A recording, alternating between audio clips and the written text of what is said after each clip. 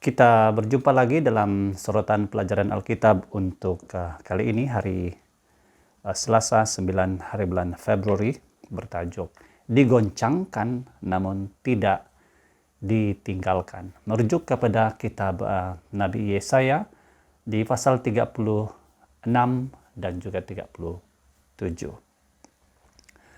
Pada sesi yang lalu kita mempelajari bahwa Rabshakeh telah melancarkan propaganda, campaign untuk mempengaruhi orang-orang di Yehuda dan pegawai-pegawai di Yehuda supaya menyerah kalah sahaja kepada Asyur. Karena pada waktu ini Raja Hizkia telah mengetuai satu pemberontakan melawan pemerintahan Asyur pada ketika itu.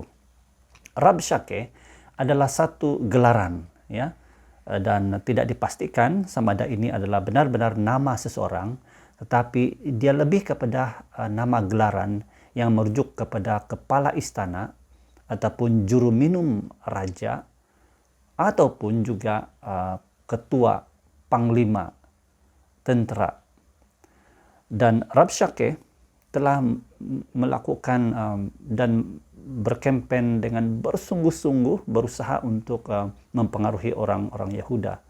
Dan ini telah disampaikan kepada Raja Hizkia. Raja Hizkia merasa takut dan gentar akan kata-kata yang diucapkan oleh utusan raja itu, Rabshakeh itu. Ayat 1 di pasal 37 mengatakan, setelah Raja Hizkia mendengar hal itu, dia pun mengoyakkan pakaiannya dan mengenakan kain kabung lalu masuk ke bait Tuhan. Dan pada masa yang sama dia mengutus Eliakim berjumpa dengan Nabi Yesaya. Dan dia meminta supaya Nabi Yesaya memanjatkan doa. Ya. Dikatakan oleh sebab itu panjatkanlah doa bagi saki-baki orang yang masih ada. Dan Tuhan telah berbicara melalui Yesaya. Dan ini disampaikan kepada Raja Hizkia. Dikatakan di ayat yang 6. Beginilah harus kamu katakan kepada Tuhanmu. Beginilah firman Tuhan. Jangan takut terhadap perkataan yang kau dengar itu, yang diucapkan oleh para pelayan Raja Asyur untuk mengkufuri aku.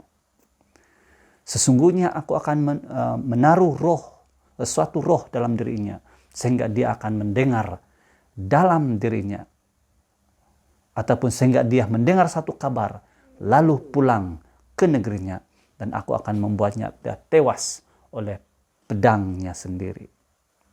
Pedang di negerinya sendiri.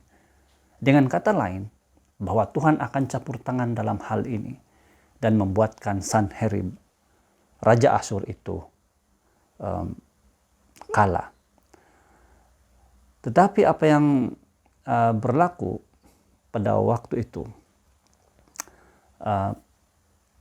Rabshakeh itu kembali dan bertemu dengan Raja Sanherib. Pada waktu itu Sanherib berperang dengan Libna. Ya. Dan pada waktu itu dia mendengar bahwa ada satu raja dari Kus, Raja Kus, ya, yang sedang bergerak menuju ke tempat itu dan memerangi Raja Sanherib. Dalam keadaan seperti ini, nampaknya Raja Sanherib merasa gentar dan sekali lagi mengutus satu surat kepada Raja Hizkia. Dikatakan Yerusalem tidak akan dia katakan begini, jangan biarkan Allahmu yang kau andalkan itu menipu kamu dengan janji bahwa Yerusalem tidak akan diserahkan ke dalam tangan Raja Asyur. Dan sekali lagi, Hizkia membawa surat itu, surat utusan dari Raja Sanherib itu. Dia masuk ke bait suci, bait Tuhan, dan di sanalah Raja Hizkia berdoa. Dia menyampaikan doa-doanya. Dia membentangkan surat itu di hadapan Tuhan. Dan kalau kita lihat di dalam ayat yang ke-17, ataupun dia ayat yang ke-20 sebenarnya, Saya bermula di ayat yang ke-17, dia mengatakan seperti ini. Doa Hizkia, berikanlah perhatian ya Tuhan, dan dengarlah, sudilah memandang ya Tuhan, dan lihatlah. Dengarlah semua kata Sanherib yang telah dikirimkannya untuk mencela Allah yang hidup. Sekarang ya Tuhan Allah kami, selamatkanlah kami daripada tangannya, supaya semua kerajaan di bumi tahu bahwa hanya Engkaulah Tuhan. Perhatikan doa yang disampaikan oleh Hizkia. Dan kalau kita reflect isi doa ini, Hizkia telah mengakui bahwa Tuhanlah Raja semesta alam. Dia melupakan siapa dirinya sebagai raja pemerintah pada waktu itu. Dia mengandalkan kepercayaannya kepada Tuhan semesta alam. Dan inti daripada doa Hizkia ini ialah supaya semua orang, supaya semua kerajaan di bumi ini tahu bahwa hanya Engkaulah Tuhan. Saudara-saudari yang diberkati Tuhan, apakah prinsip yang kita lihat dalam doa ini? Kalau kita apply, kalau kita terapkan dalam hidup kita pada setiap hari,